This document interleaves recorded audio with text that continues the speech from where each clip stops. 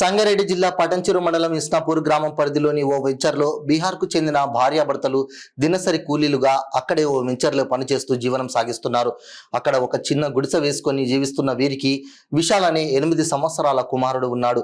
తల్లి కూలికి వెళ్లే తొందరలో వంట చేస్తుండగా పక్కన బాత్రూమ్ వెళ్లిన విశాల్ తిరిగి రాకపోవడంతో చిన్నారిని ఎక్కడున్నాడో అని చూడడానికి వెళ్లి చూసేసరికి ఆకస్మికంగా గ్రామ సింహాలు చిన్నారిపై దాడి చేసి తల భాగం, మెడ వెనుక భాగం దారుణంగా కొరికి చంపేశాయి. అనంతరం సమాచారం అందుకున్న పటంచెరు పోలీసులు సంఘటన స్థలాన్ని పరిశీలించి మృతదేహాన్ని పోస్టుమార్టం నిమిత్తం పటంచెరు ప్రభుత్వ ఆసుపత్రికి తరలించి కేసు నమోదు చేసుకుని దర్యాప్తు చేస్తున్నారు.